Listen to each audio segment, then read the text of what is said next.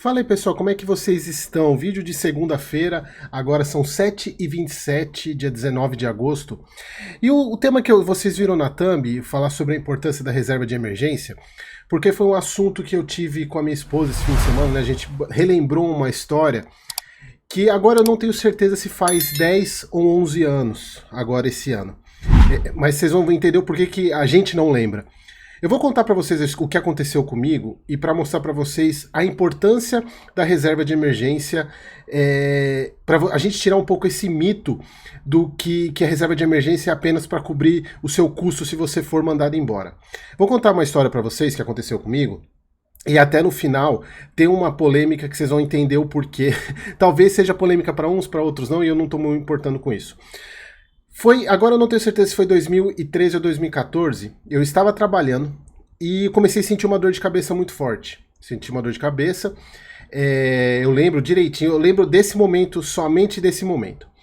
E o que eu vou narrar, eu vou falar exatamente o momento que eu paro de lembrar e minha esposa, e tudo que eu vou contar depois é tudo que as pessoas, e principalmente minha esposa, contaram.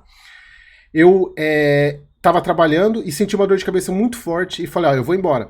Eu levantei da minha cadeira, fiz a volta para poder sair da sala. Desse momento eu já não lembro de mais nada. Bom, só tem uma trava aqui, né? Não lembro de mais nada. Bom, a partir de agora então é tudo que minha esposa relatou. Ela recebeu uma ligação minha. Eu estava em casa, estava em casa. Eu comecei a falar com ela e de repente eu parei. Parei de falar, só que eu não desliguei o telefone. E aí ela entrou em desespero, obviamente, saiu do trabalho dela e veio correndo de carro. Ela trabalhava, para vocês terem uma noção, eu morava em Copacabana, quem é aqui do Rio de Janeiro vai ter uma noção da distância. Eu morava em Copacabana e ela trabalhava perto de Duque de Caxias. Só para vocês terem uma noção, quem é de São Paulo praticamente é uma distância do aeroporto de Guarulhos até o centro da cidade, mais ou menos. Então ela veio de lá até em casa.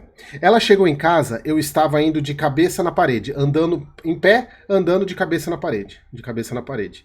Em pé, indo bater a cabeça na parede. Bater a cabeça na parede. Estava somente de blusa molhada e sem roupa por baixo, só com uma camisa que eu estava trabalhando.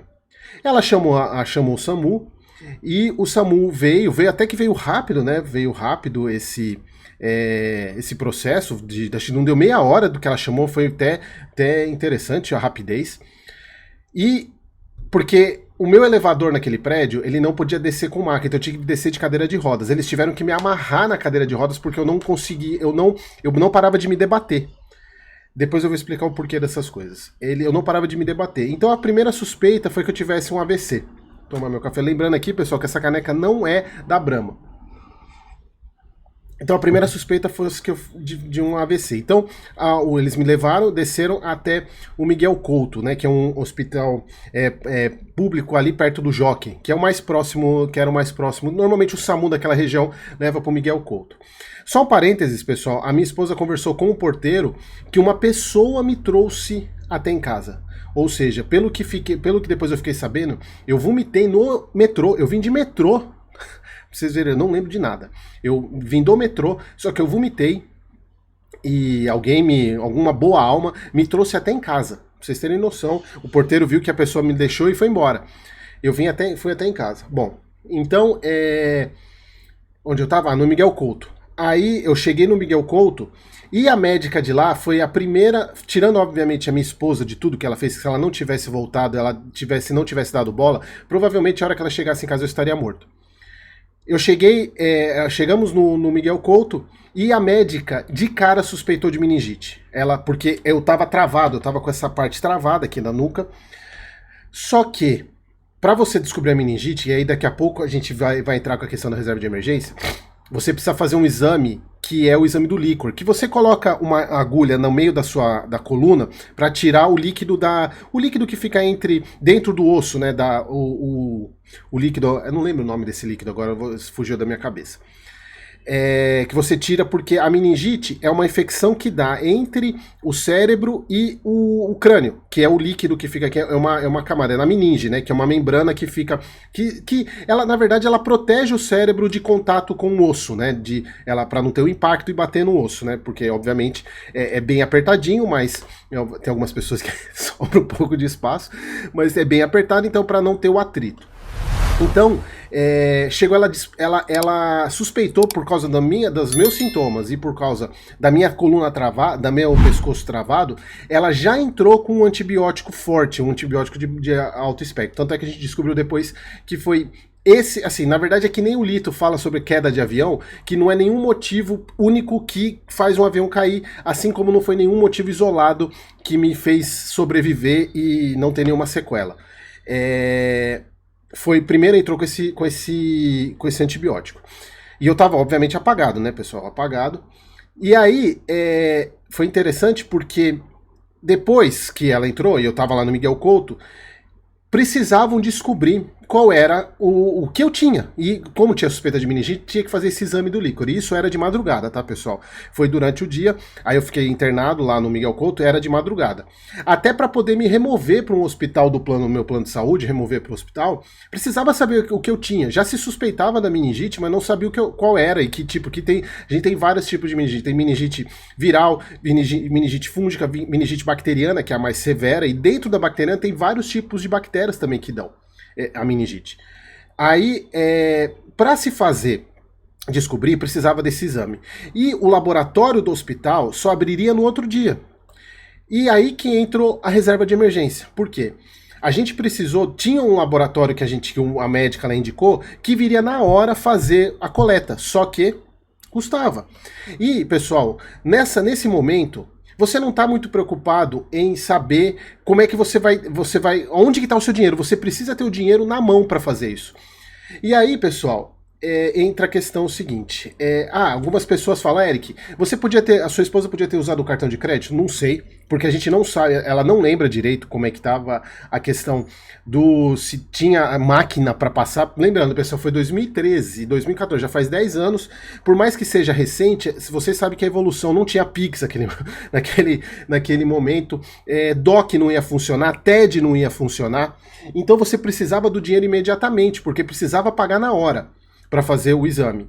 E aí, pessoal, a gente tem, até hoje, uma parte da reserva de emergência na poupança. E eu já vou explicar aqui que talvez gere um pouco de polêmica. Mas eu vou contar a história para vocês entenderem no final. Então, aconteceu o seguinte, ela conseguiu transferir, ela entrou no celular, acho que foi no celular, agora eu não sei, pessoal, não lembro como foi, só sei que foi na hora, porque a poupança tem baixa automática, né? É como se fosse dinheiro na conta e pagou. E aí pagou, foi uma bala, viu, pessoal? Não foi barato esse exame, não.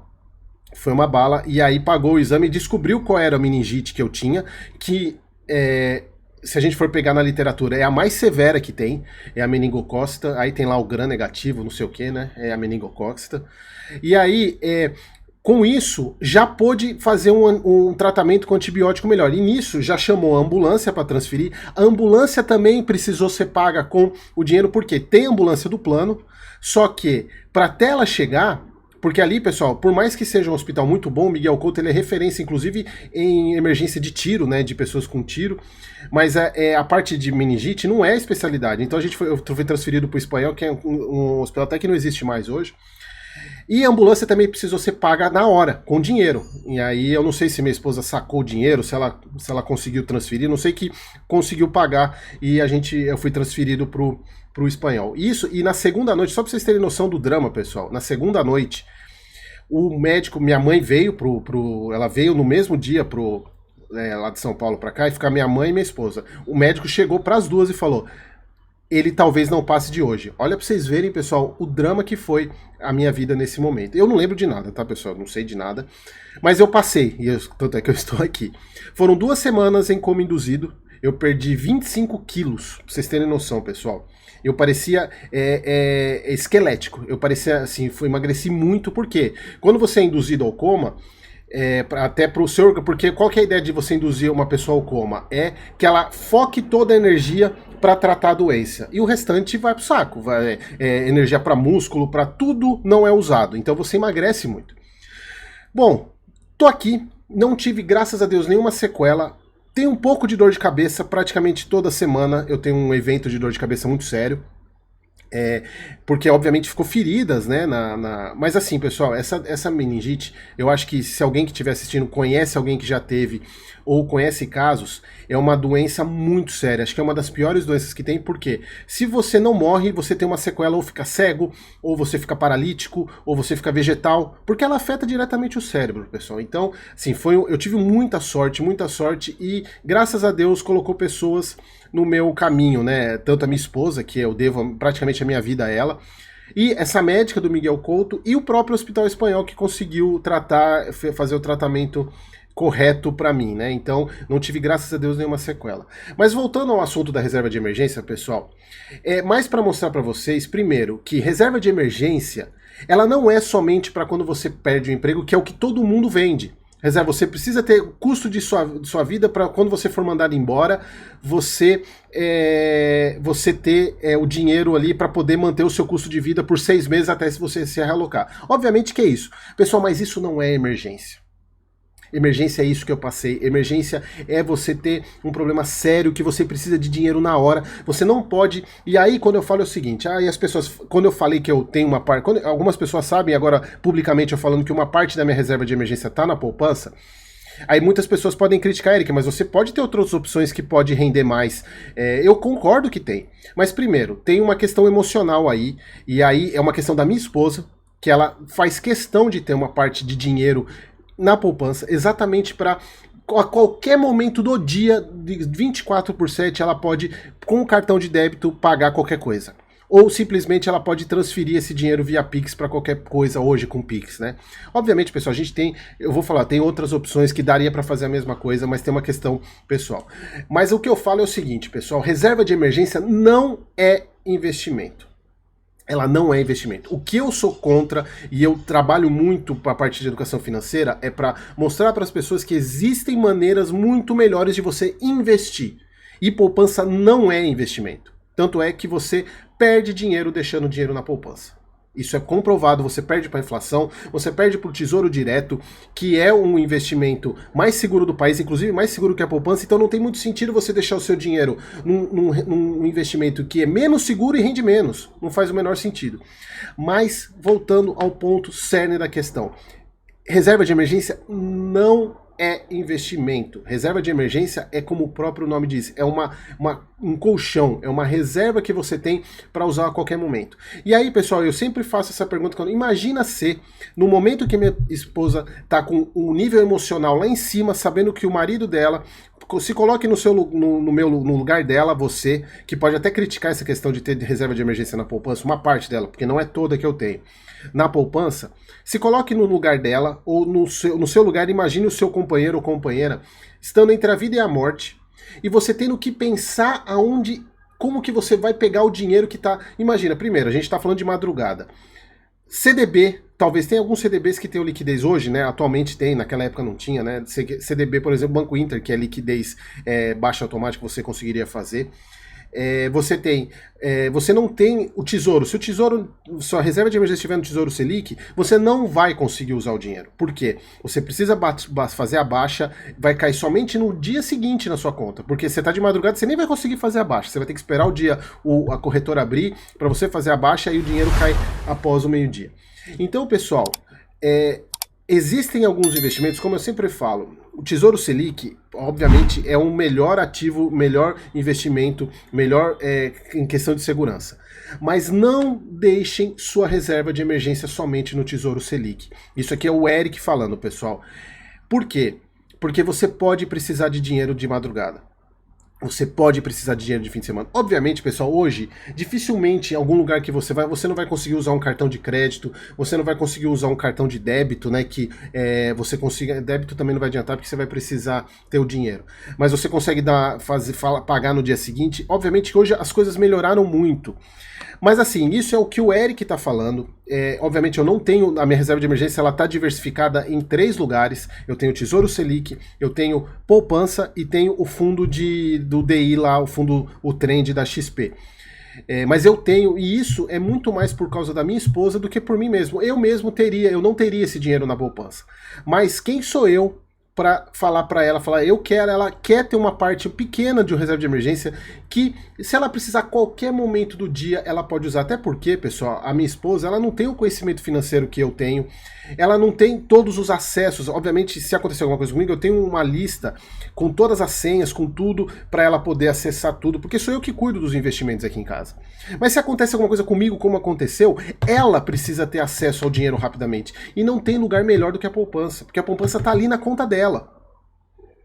Porque se ela tem que estar no CDB, ela vai ter que saber como é que faz a baixa, tirar. E, pessoal, às vezes tem algumas pessoas que não estão preocupadas com isso. E como a gente é um casal, e um casal que tem divisões de responsabilidades, eu que cuido da parte de investimento, não tem o porquê ela querer se interessar por isso. Obviamente ela quer saber como que estão as coisas, como que tá andando, mas ela deixa isso comigo. Então ela precisa ter o acesso rápido ao dinheiro. Então, pessoal, esse era um vídeo que eu quis trazer para vocês aqui de começar segunda-feira, para levantar essa questão para vocês terem reserva de emergência, não negligenciarem a reserva de emergência. Tenham aí, obviamente, que a conta que você faz é exatamente pelo seu custo de vida, né? Você pode fazer o seu custo multiplicado por 6, por 10, por 12, para ter numa aplicação de liquidez imediata. Você precisa ter esse dinheiro rapidamente. Tá bom, pessoal? Então era isso que eu queria trazer para vocês, só para mostrar uma experiência de alguém que de fato precisou de dinheiro para uma emergência mesmo. Obviamente eu não estou menosprezando quem precisa do dinheiro para custear um desemprego, que obviamente é ruim, mas lembrando, pessoal, o desemprego você está inteiro, você está são, você tem como buscar recurso.